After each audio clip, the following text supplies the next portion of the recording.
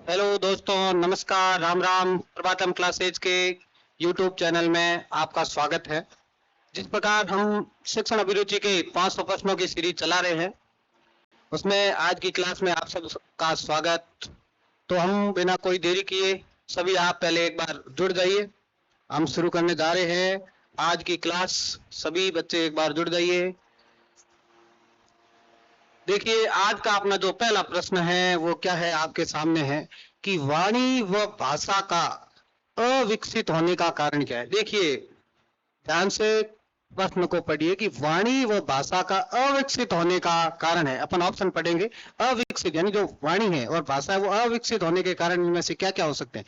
देखिए, भाषा ज्ञान के बाद बहरापन, उचित प्रशिक्षण की कमी, जन्म से बहरापन या जन्म के कुछ समय पश्चात बहरापन। देखिए, वाणी भाषा में अविकसित हुई है, इसका मतलब बहरापन से अविकसित होगी। जन्म से ही बहरापन है तो भी अविकसित है। भाषा ज्ञान के बाद बहरापन है तो भी अविकसित। तो यहाँ क्या है, उचित प्रशिक्षण की अगर कमी है, तो उचित प्रशिक्षण की अगर कमी रह गई है तो वो क्या है कि वाणी है, भाषा है, उसमें क्या एक बालक में अविकसितपन हो सकता है। तो ऑप्शन नंबर कौन सा सही होगा? ऑप्शन नंबर बी सही होगा इस प्रश्न का। अब चलते हैं अगले प्रश्न की ओर। और अपना अगला प्रश्न है, आपके मतानुसार सेवारत शिक्षक प्रशिक्षण कार्यक्रम, सेवारत, देखिए सेवारत शिक्षक प्रशिक्षण कार्यक्रम आमुखीकरण का अच्छा उपाय है। यह कथन कैसा है? जो कथन आपके सामने दिया हुआ है, यह कथन कैसा है? आपको बताना है कि सत्य है, असत्य है, अनिश्चित है या आंशिक सत्य है। इन चार ऑप्शन में से अपन को बताना है। प्रश्न क्या है? आपके मत के अनुसार सेवारत शिक्षक यानी जो सेवा में है वो उसका प्रशिक्षण कार्यक्रम आमुखीकरण का अच्छा उपाय है। ये कथन सही है या नहीं है? देखिए, सेवारत है तो उसको हमेशा प्रशिक्षण समय समय पर लेना चाहिए। तो ये क्या है? ये एकदम सही उत्तर है, सत्य बात है ये। तो ऑप्शन नंबर कौन सा सही होगा? सी ऑप्शन है वो आपका क्या होगा? सही होगा। चलते हैं अगले प्रश्न की ओर। बालक के विकास में बालक के विकास में निम्नलिखित में से किसका अधिकतम योगदान होता है? चार जो अच्छे आपके सामने ऑप्शन दिए हुए हैं, इनमें से बालक का अगर विकास करना है तो इनमें से कौन सा ऑप्शन सही होगा? अच्छे स्कूल का, पाठ्य पुस्तकों का, धनवान माता पिता का, योग्य व समर्पित अध्यापकों का। देखिए, यह ऑप्शन देखना, योग्य व समर्पित अध्यापक तो होंगे, उससे भी बालक का विकास होगा, ठीक ठीक है। ये धनवान माता पिता, ये कोई जरूरी नहीं है जिसके बालक के धनवान माता पिता है तो उसका विकास अच्छा हो जाएगा। पाठ्य पुस्तकों का, केवल पाठ्य पुस्तकों से भी बालक का विकास संभव हो ये भी जरूरी नहीं है। तो यह मुख्य बात यहाँ क्या होगी कि अच्छे स्कूल का। देखिए, एक अच्छा विद्यालय होगा तो उसमें योग्य व समर्पित अध्यापक भी हो सकते हैं। तो अच्छे स्कूल का है वो क्या है? बालक के विकास में बहुत अच्छा योगदान रहता है। तो ऑप्शन नंबर ए सही होगा। कौन सा ऑप्शन सही होगा? Option number A. अगले क्वेश्चन की ओर चलते हैं। अगला क्वेश्चन क्या है कि एक शिक्षक है, अपने सहकर्मियों के साथ किस प्रकार की अभिवृत्ति होनी चाहिए? देखिए, अपने जो व्यवसायिक अभिवृत्ति टॉपिक पढ़ा था उसमें बताया था कि एक शिक्षक की तो सबसे पहले क्या है, अपने व्यवसाय में रुचि होनी चाहिए। और उसके अंदर अपन ने पढ़ा था कि एक शिक्षक है, उसके सहकर्मियों के साथ उसका किस प्रकार की अभिवृत्ति, किस प्रकार की सोच होनी चाहिए?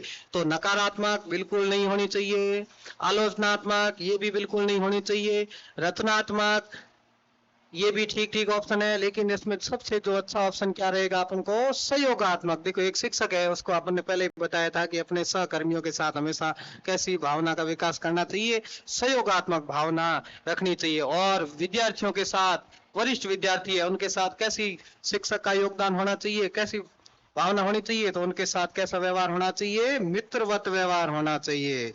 और अपनी विषय वस्तु को हमेशा उसको ज्ञान होना चाहिए, ऐसा शिक्षक को हमेशा। तो विद्यालय में हमेशा शिक्षक को है कौन सा? सहयोग की भावना रखनी चाहिए, अपने सहकर्मियों का हमेशा सहयोग करना चाहिए। तो ऑप्शन नंबर अपना सी है वो सही होगा। एक शिक्षक का अपने सहकर्मियों के साथ सहयोगात्मक का भाव होना चाहिए। अगला देखिए प्रश्न क्या है, शिक्षक का प्रमुख कार्य क्या है? देखिए, पहली सीधी सी प्रश्न पढ़ेंगे अपन कि शिक्षक का प्रमुख कार्य क्या होता है। अपन ने कई बार डिस्कशन किया है। तो क्या है, पाठ्यक्रम का समय पर पूर्ण करवाना, ये भी शिक्षक का ही कार्य होता है। छात्रों का मार्गदर्शन करना, हाँ सही बात है, छात्रों का मार्गदर्शन हमेशा करते रहना चाहिए। छात्रों के साथ पक्षतापूर्ण व्यवहार करना, ये तो बिल्कुल नहीं होना चाहिए। बाकी वाले ये कार्य होने चाहिए, लेकिन प्रमुख कार्य है वो क्या होगा? शिक्षकों, छात्रों को प्रभावी शिक्षक शिक्षा देना। अब देखो, अध्यापक है, उसका जो मुख्य कार्य है वो क्या होगा? छात्रों को शिक्षा दे, वो भी कैसी दे? प्रभावी दे, प्रभावशाली शिक्षा दे, जिससे क्या है कि छात्र अपने भविष्य का निर्माण कर सके। प्रभावी शिक्षण है वो हमेशा शिक्षक को करवाना चाहिए, और साथ साथ में क्या करना चाहिए? मार्गदर्शन भी देना चाहिए। अगर ये दोनों ऑप्शन साथ में होते तो ये सही होता। इसमें जो मुख्य है, प्रमुख कार्य, वो क्या है? छात्रों को प्रभावी शिक्षा देना। देखिए, अब एक प्रश्न और आ गया है कि आपके मतानुसार कक्षा संप्रेषण कैसा होना चाहिए? कक्ष का जो संप्रेषण है वो आपके मतानुसार कैसा होना चाहिए? कठिन होना चाहिए? बिल्कुल नहीं होना चाहिए? सामान्य होना चाहिए? ठीक बात है। रोचक होना चाहिए या प्रभावी होना चाहिए? देखिए, सामान्य भी होना चाहिए, रोचक तो होना ही चाहिए, लेकिन उसके साथ साथ संप्रेषण है वो हमेशा एक शिक्षक का संप्रेषण है, वो कैसा होना चाहिए? प्रभावशाली होना चाहिए, प्रभावी होना चाहिए, जिससे क्या है कि विद्यार्थी है वो आसानी से सीख सके। जो सामग्री, विषय वस्तु पढ़ाई जा रही है वो उनको क्या कैसे समझ में आ जाए? आसानी से क्या आ जाए? समझ में आ जाए। ये हमेशा एक शिक्षक को ध्यान रखना चाहिए। उसका जो हमेशा संप्रेषण है वो कैसा होना चाहिए? प्रभावी होना चाहिए। अगला प्रश्न है आपके सामने। देखिए, सतत एवं व्यापक मूल्यांकन की मुख्य विशेषता है। सतत एवं व्यापक मूल्यांकन, देखिए अपन ने टॉपिक पढ़ा था, सतत एवं व्यापक मूल्यांकन यानी सीसीई।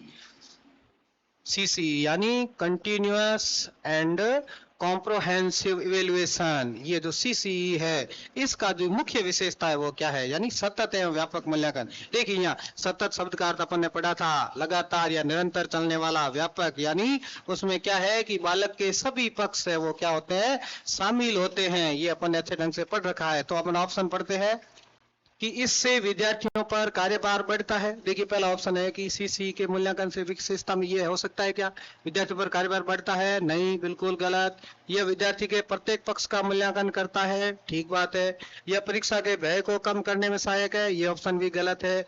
यह अंकों को ग्रेड में बदल देता है? ये भी ठीक है। लेकिन जो इसकी मुख्य विशेषता है वो क्या है कि यह शब्द है व्यापक, यानी एक विद्यार्थी है उसके सभी पक्षों को उसमें क्या किया जाता है? शामिल किया जाता है। शैक्षणिक भी पक्ष और सह शैक्षणिक गतिविधियां हैं वो भी साथ में कराई जाती है। बालक के शारीरिक और मानसिक स्वास्थ्य का भी विकास किया जाता है। तो यहाँ ऑप्शन नंबर कौन सा सही होगा? ऑप्शन नंबर बी 2 सही होगा। यानी इसमें क्या है? बालक के प्रत्येक पक्ष का वो क्या किया जाता है? मूल्यांकन किया जाता है, आकलन किया जाता है, मापन किया जाता है। देखिए, अगला प्रश्न है आपके सामने।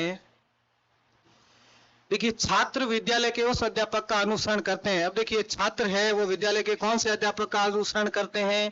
इन ऑप्शन में से अपन पढ़ेंगे। जो उनके आदर्शों का सम्मान हो, जो पक्षपात नहीं करे, जिससे उन्हें मिलना अच्छा लगे, जो देखने में आकर्षक हो।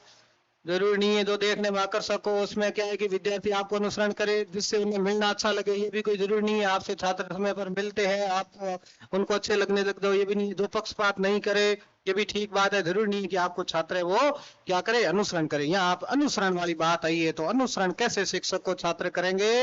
जो उनके क्या है? आदर्शों के समान होंगे, यानी जिसमें अच्छा उनका चरित्र होगा, अच्छी जो शिक्षक के अंदर जितने गुण होने चाहिए वो सब गुण आप में है। आपके एक आदर्श शिक्षक के रूप में आप अगर स्थापित हो तो आपको विद्यार्थी है वो क्या करेंगे? अनुसरण करेंगे। तो इस प्रश्न का ऑप्शन नंबर सही कौन सा होगा? ऑप्शन नंबर ए सही होगा। चले नेक्स्ट क्वेश्चन की ओर। अगला क्वेश्चन आपके सामने।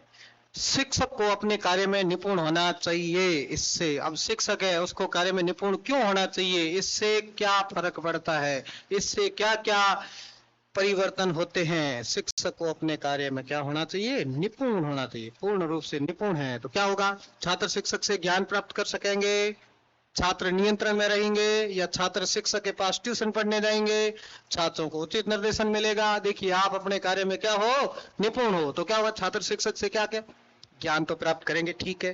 छात्र नियंत्रण रहेंगे, जरूरी नहीं है। छात्र शिक्षक पास ट्यूशन पढ़ने जाएंगे, ये भी जरूरी नहीं है। ये ऑप्शन भी ठीक नहीं लग रहा है। तो उससे क्या होगा? छात्रों को उचित निर्देशन मिलेगा। अगर एक शिक्षक है वो अपने कार्य में क्या है?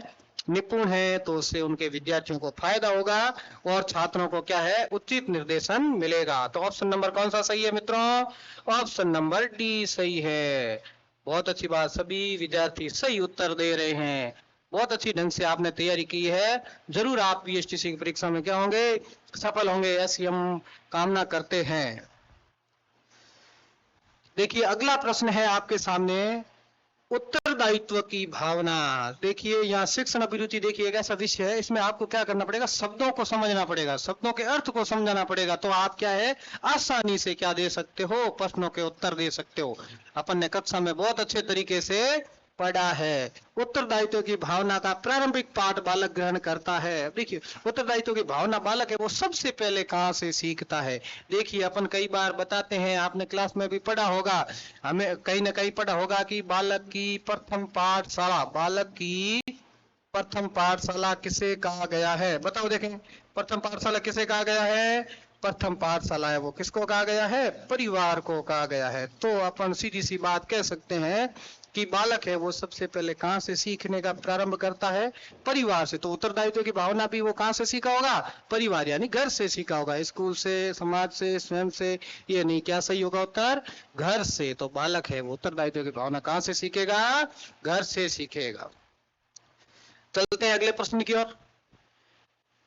सभी स्टूडेंट जुड़ जाएं और चैनल को सब्सक्राइब करना नहीं भूलना है, आपको लाइक भी करना है और आपको बेल आइकन दबाना है, जिससे क्या है कि अगली कोई नई क्लास होगी तो उसका भी आपको क्या है नोटिफिकेशन है वो क्या है कि मिल जाएगी। और प्रबंधन क्लासेज आपको समय पर बहुत सारी कक्षाएं उपलब्ध करवाएगा।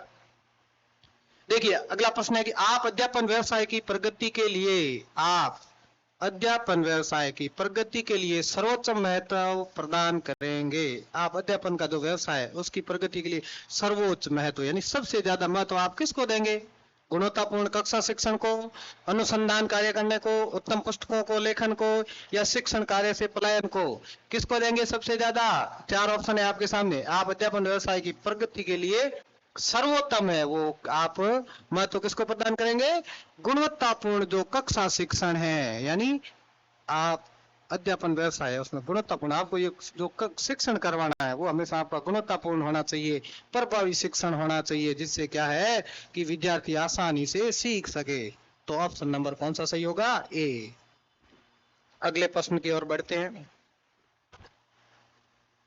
शिक्षक एवं संस्था प्रधान एक दूसरे के, देखिए प्रश्न आपके सामने आया है कि शिक्षक एवं संस्था प्रधान दोनों होते कहाँ हैं, स्कूल में होते हैं, दोनों के बीच में संबंध कैसा होना चाहिए, अपन कहते हैं सामान्य संबंध होना चाहिए और सहयोगात्मक की भावना होनी चाहिए। तो एक दूसरे के वो क्या होते हैं, इसमें प्रश्न देखिए, प्रतिस्पर्धी होते हैं, मित्र होते हैं, सहयोगी होते हैं, विरोधी होते हैं। देखिए इसमें कौन सा ऑप्शन सही होगा, देखिए प्रतिस्पर्धी नहीं हो सकते, मित्र हाँ हो सकते हैं, विरोधी होते हैं बिल्कुल नहीं। तो सबसे पहली बात अपन ने पढ़ा था कि व्यवसायिक अभिवृत्ति, अपन ने जो टॉपिक पढ़ा उसमें पढ़ा था कि हमेशा एक शिक्षक की सहकर्मियों के साथ जो भावना है वो भावना कैसी होनी चाहिए, सहयोग की भावना होनी चाहिए। कैसी भावना होनी चाहिए, सहयोग वाली भावना होनी चाहिए। तो यहाँ ऑप्शन अपना कौन सा सही होगा, सहयोगी होते हैं। तो शिक्षक और संस्था प्रधान आपस में वो क्या होते हैं, सहयोगी होते हैं। ऑप्शन नंबर सी आपका क्या है, सही है। बढ़ते हैं अगले प्रश्न की ओर। कक्षा में पढ़ाते समय, कक्षा में पढ़ाते समय यानी शिक्षण कार्य करते समय एक छात्र ने आपसे एक प्रश्न पूछा जिसका उत्तर आपको मालूम नहीं है, ऐसी दशा में आप क्या करेंगे। सीधी सी बात है, प्रश्न पहला क्या किया गया है कि एक आप कक्षा में पढ़ा रहे हैं, एक विद्यार्थी है खड़ा होया, मरसा एक प्रश्न का उत्तर बताओ। तो और जैसे ही उसने प्रश्न पूछा और आपको लगा कि ये बच्चे ने प्रश्न तो पूछ लिया लेकिन मास्टर को उत्तर मालूम ही नहीं है, या सीधी सी बात लिखी है कि पूछा है लेकिन आपको उत्तर मालूम नहीं है, तो आप क्या करोगे, उसे डांट कर बैठा देंगे, नहीं डांट कर नहीं बैठा सकते आप, प्रश्न को गलत कहकर चुप कर देंगे, कहीं बैठ जाते तेरा प्रश्न गलत है, ऐसा नहीं कह सकते क्योंकि आपको उत्तर मालूम ही नहीं है। तो आप उसमें क्या प्रतिक्रिया देंगे वो अपनों को बताना है।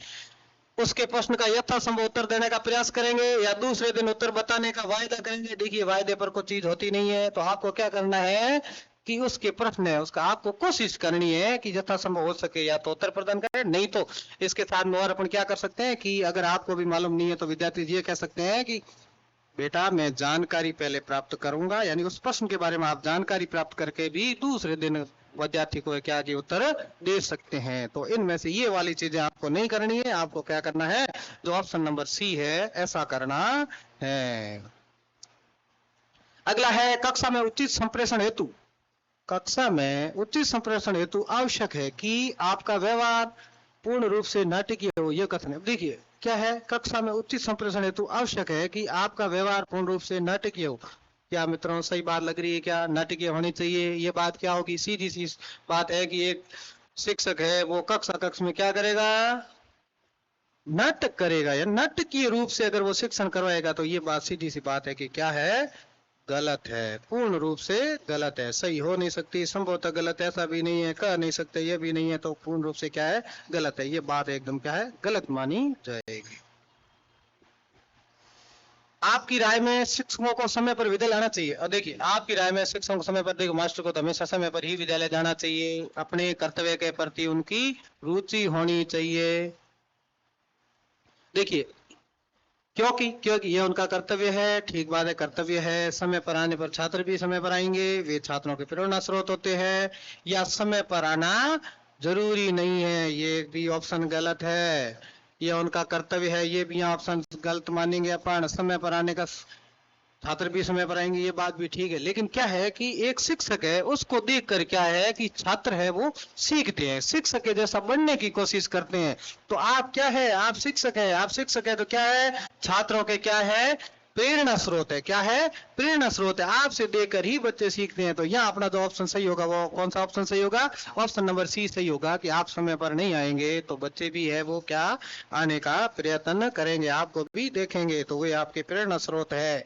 बालक है वो हमेशा आपको देखकर सीखेगा, तो आपको हमेशा क्या करना है, उनके प्रेरणा स्रोत बन के रहना है। अगला प्रश्न है, बहुत सारे कमेंट भी आ रहे हैं सामने, ठीक है, बढ़िया है। आप सब कैसे हो, जल्दी आपकी परीक्षा होने वाली है, उसमें क्या होगा, आपका सिलेक्शन पक्का होगा, क्योंकि आपकी क्या है, इस व्यवसाय में रुचि है, पढ़ने में रुचि है, रुचि से आप क्या कर रहे हो, कार्य कर रहे हो।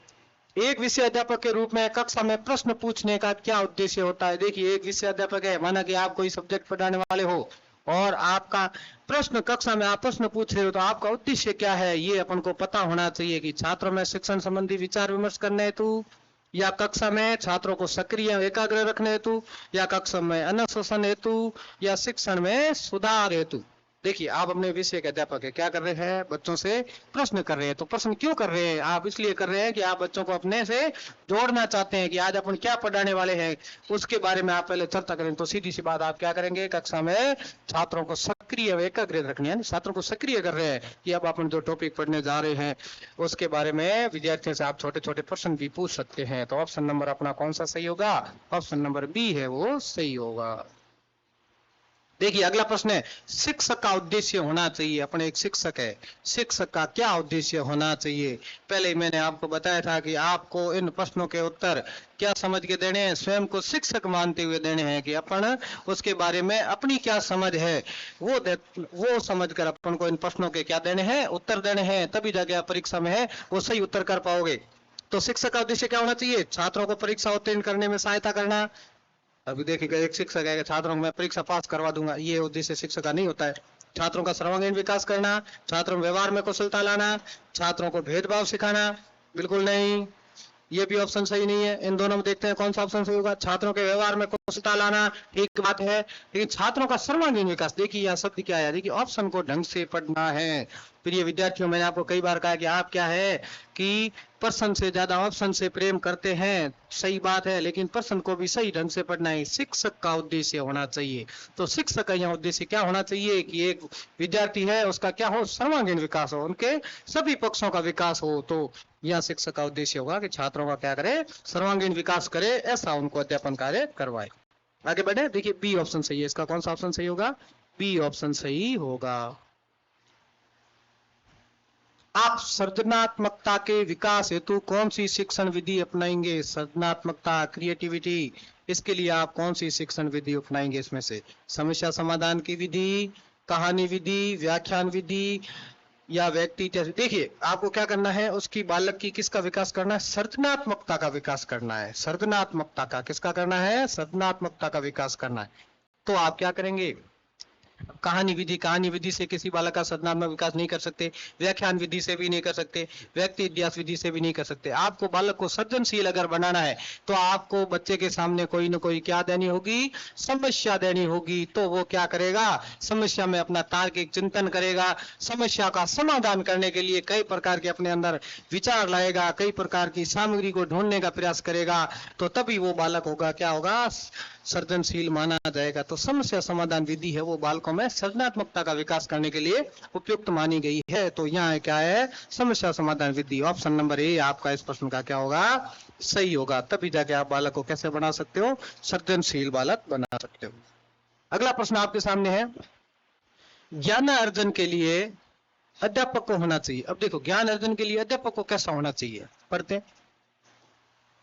प्रयत्नशील रहना चाहिए, सजग रहना चाहिए, पुस्तक संग्रहण करता रहना चाहिए, निष्ठेष रहना चाहिए। देखो, ज्ञान अर्जन करना है तो शिक्षक को हमेशा क्या रहना पड़ेगा, सजग रहना पड़ेगा एनी टाइम। यानी बिल्कुल कई प्रकार के नवाचार क्या क्या आसपास में हो रहे हैं, उनको जो समसामयिक मुद्दे हैं उनमें उसको हमेशा जानकारी होनी चाहिए। तो सजग रहेंगे, शिक्षक को हमेशा सजग रहना चाहिए, हमेशा अध्ययनशील रहना चाहिए। तो ऑप्शन यहाँ कौन सा सही होगा, सजग। तो आप क्या करोगे, ज्ञान अर्जन से ढंग से कर पाओगे। अगला जो प्रश्न है,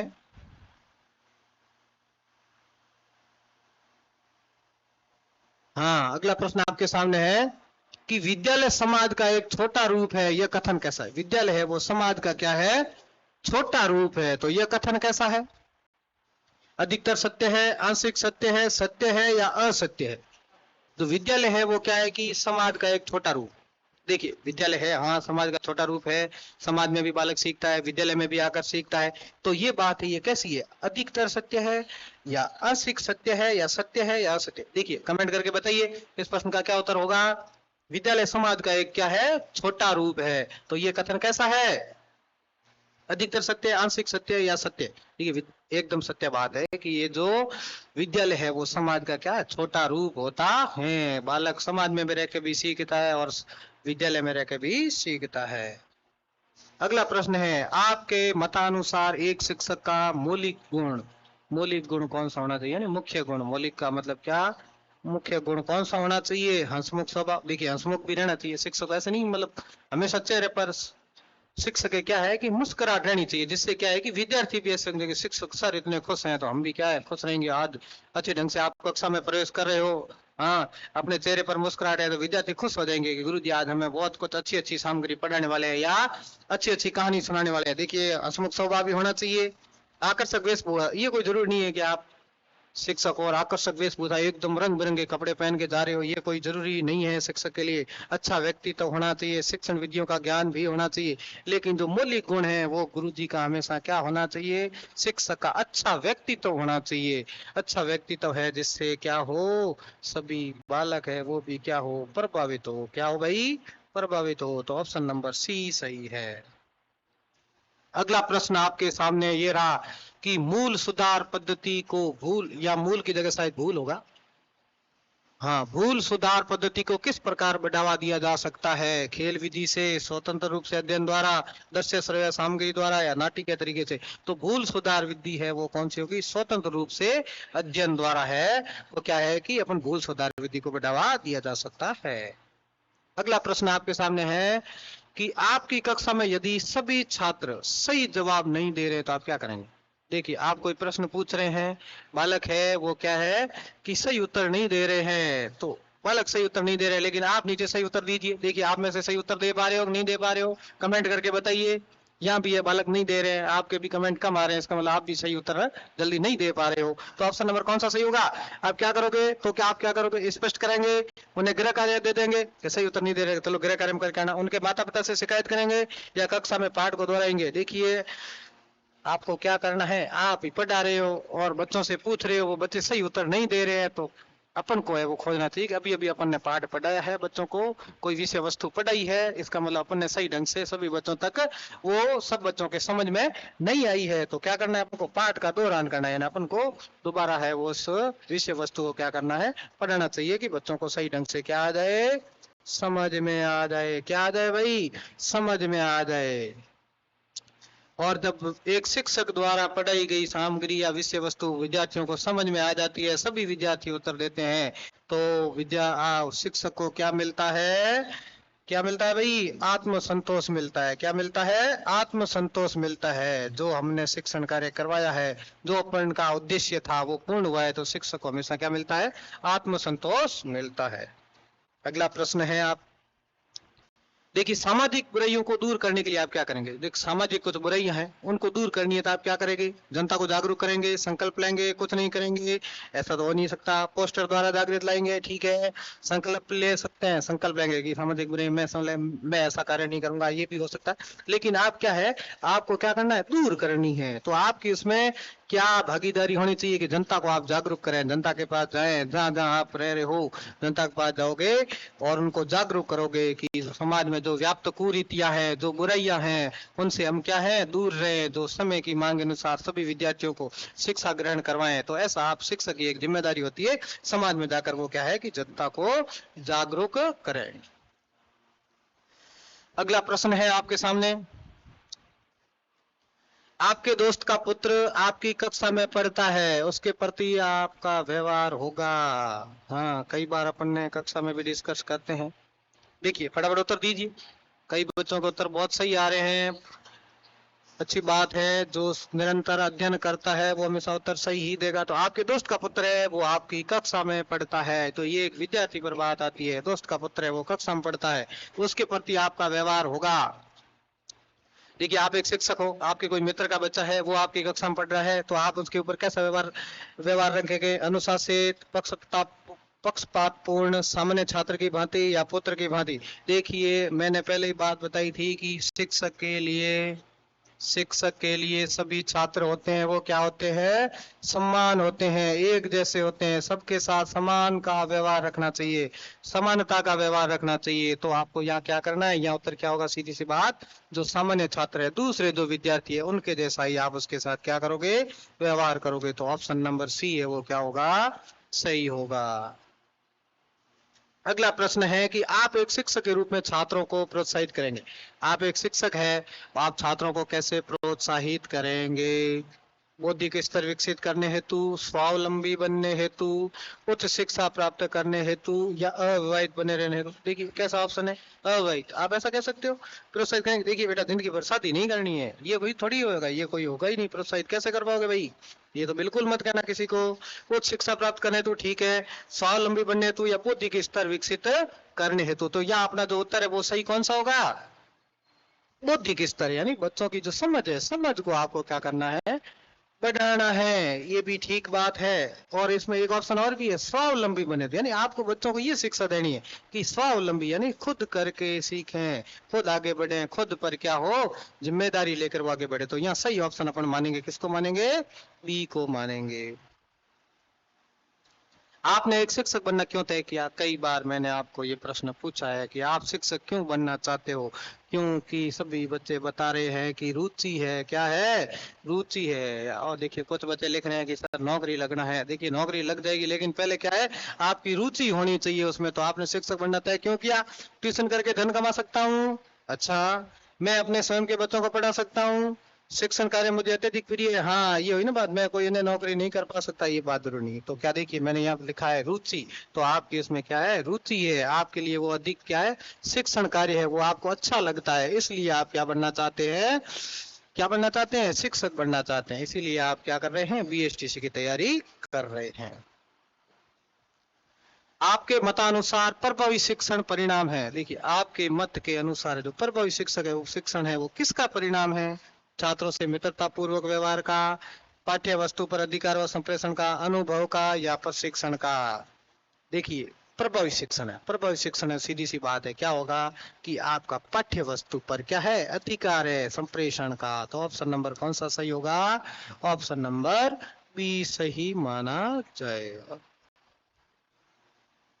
अब देखिए व्यक्तिगत या सामूहिक रूप से प्रशंसा को तकनीकी भाषा में कहा जाता है। देखिए बताओ, व्यक्तिगत या सामूहिक रूप से प्रशंसा को तकनीकी भाषा में क्या कहा जाता है? देखिए दो शब्द है यहाँ, व्यक्तिगत और सामूहिक रूप से।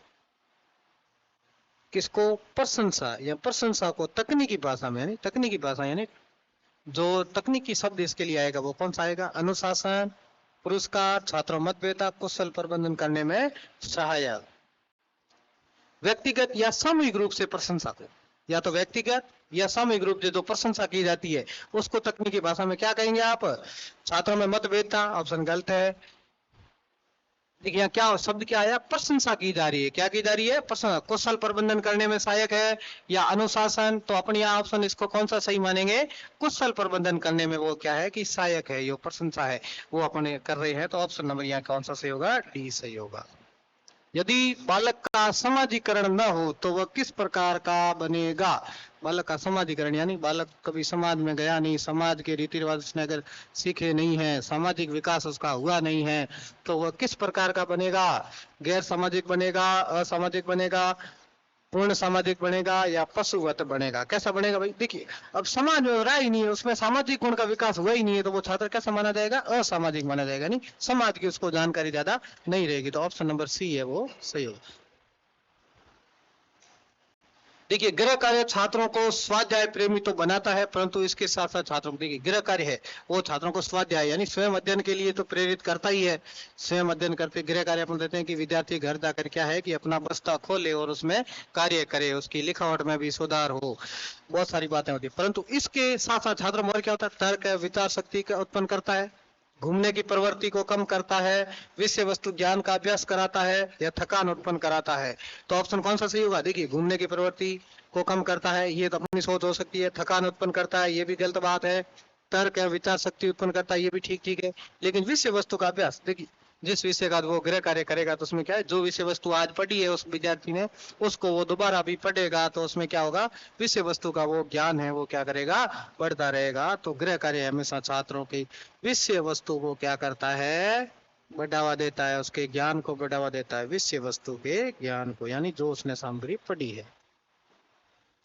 अगला प्रश्न है, नेतृत्व एक विशेष प्रक्रिया का नाम है। नेतृत्व लीडरशिप एक विशेष प्रक्रिया का नाम है जिसके लिए दो उत्कर्ष शब्द हो सकते हैं। देखिए अपन ने नेतृत्व और रूपिक पढ़ा था, उसमें क्या है कि विशेष प्रक्रिया है जिसके लिए दो उत्कृष्ट शब्द, दो उत्कृष्ट शब्द इसमें आप कौन से देख सकते हैं, प्रभुत्व और अधीनता। ये देखिए इनमें सब मैं कॉमा लगा देता हूँ।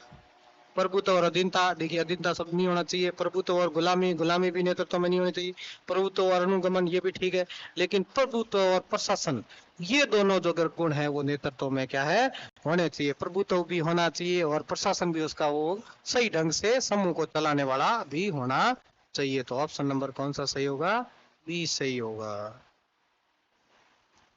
शिक्षक के लिए विद्यार्थी का मूल्यांकन कार्य करना इसलिए आवश्यक हो जाता है क्योंकि, अब शिक्षक है वो विद्यार्थी का भाई मूल्यांकन कार्य क्यों करता है, क्यों आवश्यक हो जाता है, देखिए ऑप्शन पढ़ते हैं।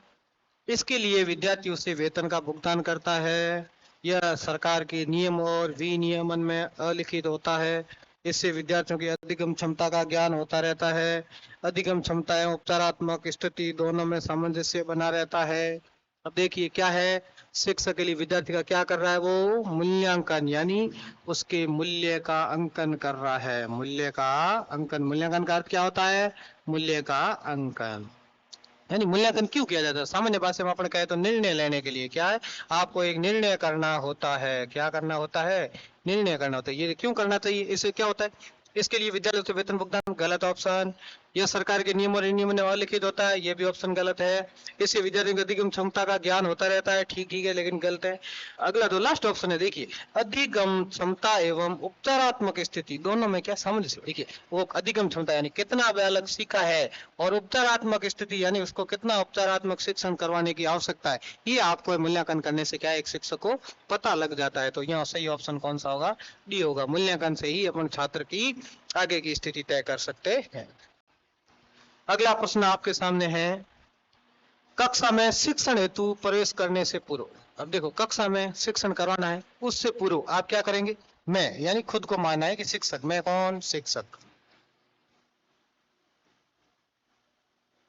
अब मैं क्या करूंगे, अपने को प्रसन्नचित्त बनाऊंगा, दर्पण में अपना चेहरा निहारूंगा, या ऐसे मतलब तैयार होके जाऊंगा और किसके सामने, कांच के सामने खड़ा रहूंगा कि मैं आज कैसा लग रहा हूँ, करवाना शिक्षण है, आपको वहां जाके नहीं दिखाना है, तो दर्पण में अपना चेहरा निहारूंगा, गलत, प्रसन्नचित्त रहूंगा, गलत, आज के पाठ की शिक्षण सहायक सामग्री साथ लेकर जाऊंगा, ये भी ले जानी है आपको, ले जानी है, लेकिन अपनी पाठ्य योजना है वो व्यवस्थित करूंगा, क्या करूंगा, आपकी जो पाठ्य योजना है आप आज क्या पढ़ाने वाले हैं कक्षा में, ये आपको क्या है कि पूर्ण रूप से क्या करनी है, अच्छे ढंग से तैयार करनी है, और सहायक सामग्री तो साथ में ले जानी, लेकिन पाठ्य योजना आपको व्यवस्थित तरीके से बनानी है, तो आप क्या करोगे, अलग अलग खंड से अच्छे ढंग से विद्यार्थियों को क्या करोगे, पढ़ा पाओगे।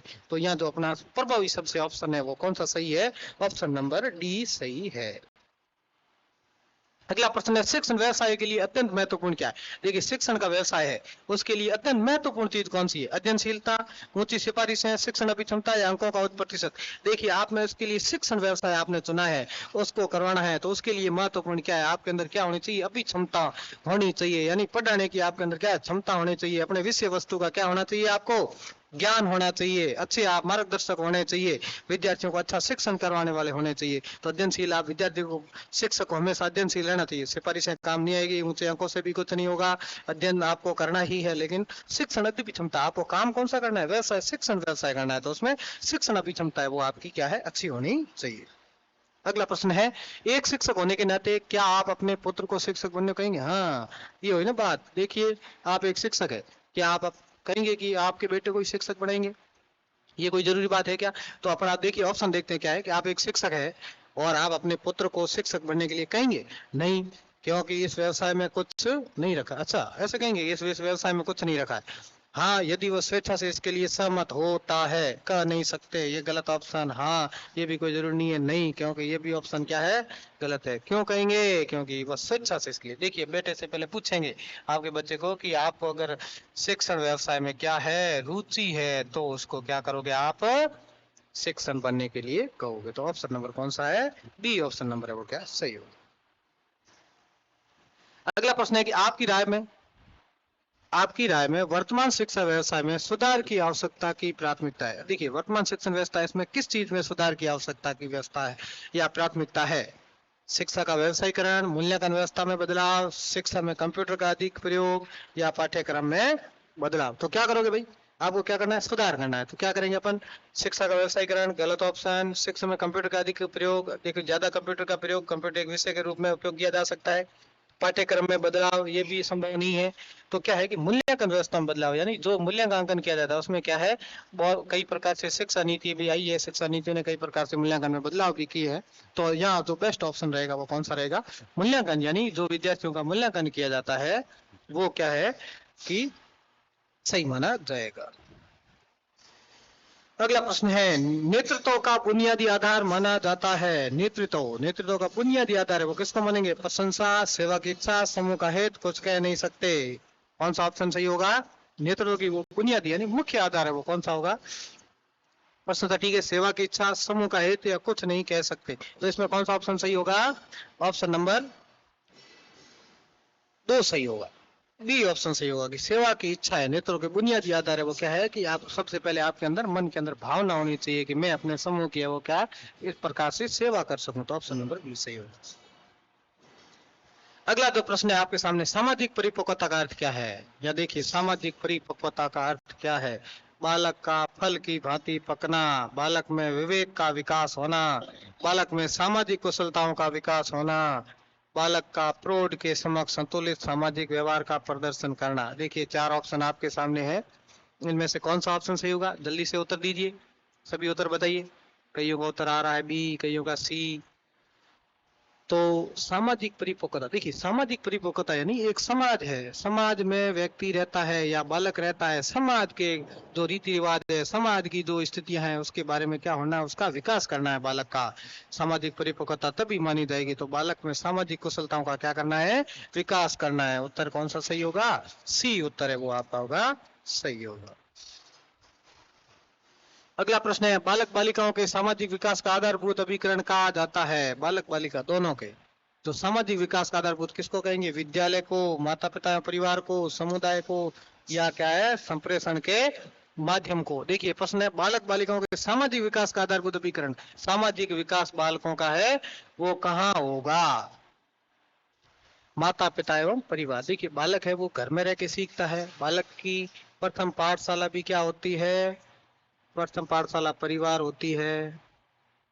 क्या होती है भाई? परिवार होती है बालक की प्रथम पाठशाला। और बालक का प्रथम गुरु है, वो प्रथम शिक्षक है, वो कौन होती है?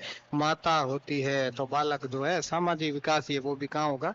माता पिता एवं क्या करेगा? परिवार से सीखता है। देखिए, इसलिए मुस्कुरा दिए, कोई अच्छा सा कमेंट देख लिया नीचे। इसलिए यदि एक विद्यार्थी आपको अपनी पारिवारिक समस्या के बारे में बताता है तो आप क्या करेंगे? देखिए, एक बालक है, आप स्कूल में बैठे हो, एक बालक आपके पास आया और उसकी पारिवारिक को समस्या है, वो आपको बता रहा है, तो आप क्या करोगे? उसकी समस्या सुनेंगे और उससे संभव उपाय सुझाएंगे, उसकी समस्या सुनेंगे और उसे नैतिक संबल देंगे, उससे केवल पढ़ाई से संबंधित समस्या की चर्चा करने के लिए कहेंगे और उसे पारिवारिक समस्या की चर्चा नहीं करने के लिए कहेंगे। देखिए, ये बिल्कुल आपको नहीं करना है। आपको क्या करना है? उसकी समस्या सुननी है, उसका उपाय भी सुझाना है, उसकी समस्या सुनेंगे और नैतिक संबल देंगे। देखिए, एक शिक्षक है, उसको विद्यार्थी की हर समस्या का क्या है, हमेशा समाधान करना चाहिए। समाधान नहीं हो सके तो भी क्या है, एक विद्यार्थी की बात को है वो सही ढंग से अपन को क्या करना, सुनना चाहिए। तो आप क्या करेंगे? उसकी समस्या सुनेंगे और उससे संभव उपाय सुझाएंगे, यानी आप उसको उपाय कुछ देने का भी क्या करेंगे, प्रयत्न करना आपको चाहिए, ताकि उस बच्चे की जो समस्या है उसका काफी हद तक क्या हो जाए, समाधान हो सके। देखिए, आपके मतानुसार सीखने हेतु आवश्यक है। देखिए, सीखना सीधी बात, यानी अधिगम। सीखना का मतलब क्या? अधिगम। अधिगम क्या आवश्यक है? अध्यापक द्वारा प्रोत्साहन, सामान्य समझ, जिज्ञासा या पढ़ने की आदत। देखिए, आपको कोई चीज सीखनी है, और सीखने की आपके अंदर क्या होनी चाहिए? जिज्ञासा होनी चाहिए। प्रिय विद्यार्थियों, सीखने की सबसे पहले क्या होनी चाहिए? आप में जिज्ञासा होना जरूरी है, लालसा होनी चाहिए। जिज्ञासा होगी आप में तो ही आप क्या है, सीख पाओगे। आप क्या कर पाओगे? अधिगम कर पाओगे। इसीलिए कहा गया है कि एक अध्यापक को भी कैसा होना चाहिए? जिज्ञासु होना चाहिए, और उसको ये प्रयत्न करना चाहिए कि वो अपने विद्यार्थियों में, बालकों में भी क्या करे, जिज्ञासा उत्पन्न कर सके, जिज्ञासा की भावना पैदा कर सके। तो शिक्षक को भी हमेशा जिज्ञासु रहना चाहिए और निरंतर अध्ययनशील रहना चाहिए। अगला जो प्रश्न है, आपकी राय में शिक्षा से विकसित होती है, आपकी राय में शिक्षा से क्या विकसित होती है? बौद्धिकता, योग्यताएं, परिपक्वता, या इनमें से कोई नहीं? देखिए, एक शिक्षा है, शिक्षा ये एक प्रकार का क्या है, ज्ञान है। शिक्षा से ज्ञान मिलता है, तो ज्ञान मिलेगा तो आपकी बौद्धिक क्षमता है वो क्या होगी, विकसित होगी। आप शिक्षा ग्रहण करेंगे तो आपकी बौद्धिकता है उसमें क्या होगा, विकसित ज्यादा होगी। योग्यताएं भी आएगी, परिपक्वता भी आएगी। लेकिन सही ऑप्शन है कौन सा होगा? Option number A. अगले प्रश्न की ओर बढ़ते हैं। अच्छे नेता के गुणों के विकास के लिए सबसे महत्वपूर्ण भूमिका होती है। अब अच्छे नेता में कौन सा गुण होना चाहिए, कौन सी बात की महत्व भूमिका होनी चाहिए, महत्वपूर्ण भूमिका होनी चाहिए? राजनीतिक मंच की? बिल्कुल नहीं। देखिए, हमेशा शिक्षक को राजनीति से हमेशा क्या रहना चाहिए, दूर रहना चाहिए। राजनीति से शिक्षक को हमेशा दूर रहना चाहिए। शिक्षक का राजनीति से कोई लेना देना नहीं होता है। तो ये ऑप्शन सीधा गलत है।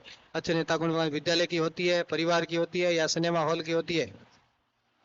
देखिए, अच्छे नेता के गुण को विकास के लिए सबसे महत्वपूर्ण भूमिका है वो किसकी होती है?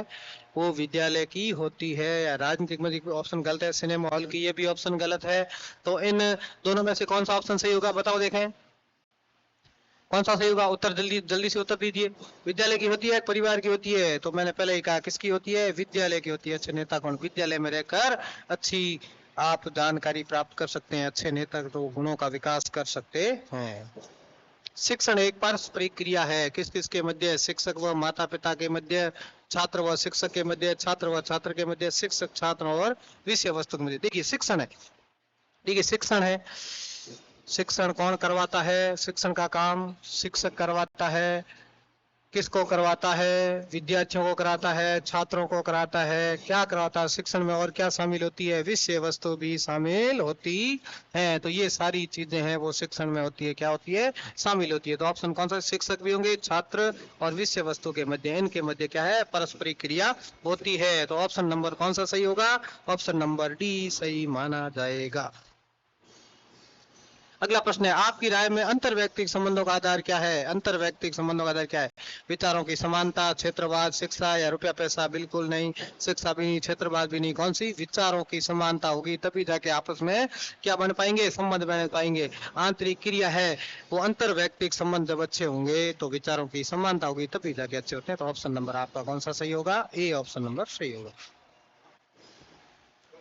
अगला जो प्रश्न है आपके सामने, बालक की नींव प्राथमिक स्तर के अध्यापक द्वारा निर्मित होती है, अतः उसका कार्य। अब देखिए बालक की नींव है। अब कोई अपन मकान बनाते हैं, क्या बनाते हैं? मकान बनाते हैं। मकान बहुत सारा बढ़िया बना दिया, ऊपर बड़े बड़े अच्छे अच्छे कंगूरे बना दिए, ऐसे ऐसे बना दिया, लेकिन अगर मकान की नींव है वो अपने सही ढंग से नहीं बना पाई है तो ये मकान ज्यादा दिन टिक पाएगा क्या? बिल्कुल नहीं टिक पाएगा। ऊपर भले कंगूरा कितने अच्छा बना दिया हो, नींव में अपन ने ज्यादा पत्थर डाले नहीं है, नींव क्या बना दी है?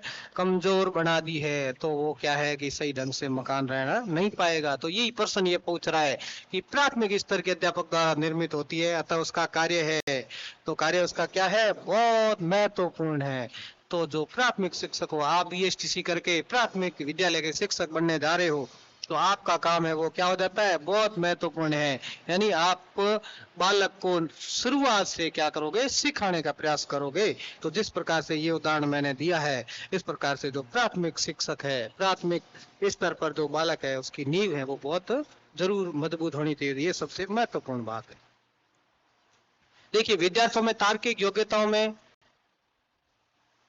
एवं सर्जनात्मक चिंतन का विकास करने हेतु शिक्षकों को क्या करना चाहिए? देखिए विद्यार्थियों में कैसी योग्यता? तार्किक योग्यता और सृजनात्मक चिंतन का विकास करना है। तो क्या कराओगे? छात्रों को प्रवचन दोगे, प्रवचन से विकास होगा नहीं। वाद विवाद कराओगे, वाद विवाद से भी क्या है? ये दोनों गुण विकसित नहीं होंगे।